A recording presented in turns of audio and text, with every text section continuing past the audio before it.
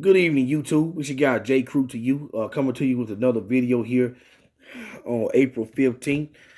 Payday for a lot of people, across the country. So I hope you got that cash. I hope you're able to pay all your bills with that cash that you probably briefly had today. You know what I'm saying?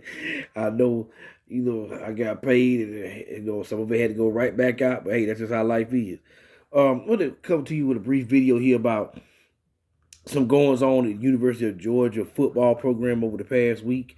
As you all know, the annual spring game is coming on tomorrow, with this one being a little bit different in the fact that, this is their first live game that a televised audience will be able to view since Georgia has won, the national championship earlier this year against Alabama. So they'll be their first live game action, since they're winning the national title.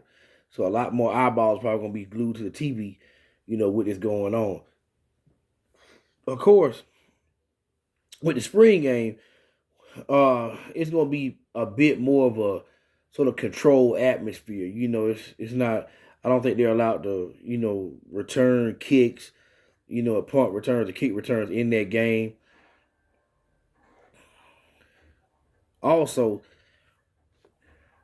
we get a chance to see young talent that Georgia may have not had a chance to play a lot in the past year or so, who are probably gonna get a lot of exposure. Uh, I know a few players I'm looking forward to see uh, are both Eric Gilbert, who is going to be one of the tight ends this year, who was supposed to play last year, but he had some off the field issues that really have never really been fully explained that held him out last year. And so hopefully we'll be able to at least get a chance to see a little bit of him tomorrow, because both of the other starting tight ends, both Darnell Washington and Brock Bowers, who was a freshman sensation last year across the country, are both going to be out with injuries. So we're going to be able to get a good look at Eric Gilbert tomorrow, hopefully. Hopefully there are no injuries, not only to Eric Gilbert, but to no one else. So we'll get a good look at him. Another gentleman that I want to, have a good long look at tomorrow is the guy who's probably going to be the number two quarterback behind, Stetson Bennett, who led them to a national title last year. The reason I even say that is that I feel like I've seen Stetson Bennett for 3 or 4 years now and have a good sense of how he plays ball. But I want to see what the backup quarterback can do, who's out of Florida. He's a bit bigger of a guy, about 6'4", 6'5", about 230. And I'm just looking forward to see, what that guy can do in a game-like atmosphere. Because I think there's always a chance that, a starter can get hurt. And you want to see what they have, in their backup, QBs. And so I really want to get a chance to look at him to see what he can bring to the table, if anything. Again, it's only a spring game, but still, I feel like we have a good chance to see, what he can bring to the table. And as you can probably see, it's kind of strange I haven't named him because I can't think of his name off the top of my head. And so I'm trying to look up his name right now on another device. So bear with me. I don't know why I forgot his name. And because again, I know I've been wanting to see him over the past few years. Carson Beck. I don't know why I couldn't think of his name. Carson Beck. I think he's pretty much been said to been entrenched at the number two quarterback. They say he's looked pretty good so far this spring. And he's more of a drop back passer kind of guy, but with a bigger frame. But I don't know if he's all that mobile. And so we're going to get a good chance to look at Carson Beck tomorrow as well. And probably a little bit of the number three quarterback, Brock Vandegrift, who is actually from the Athens, Georgia area where UGA is based out of. So I want to see him as well because Brock Vandegrift fits that mold of today's quarterbacks as being kind of mobile, tall, and, has a good arm. But he's more of a raw guy who probably going to need to develop. So we might not see him, as much as we think we're going to see him, at least during the season. Finally get to the pictures that I have up on the screen. The pictures are one of the backup offensive linemen to the left, the big number 65, Marius Mims. He actually is transferring away from Georgia.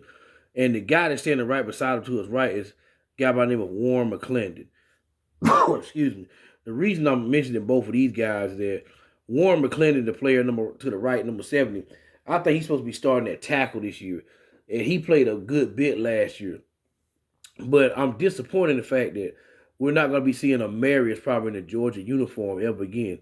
He's said to be a young man who has a ton of talent, but he's still kind of raw, and he couldn't crack the top 2 tackle rotation. He was entrenched at the number 3 tackle, and he kind of got frustrated and feel like that he has a future starting somewhere else where the competition may not be as thick, so he's transferring away from Georgia.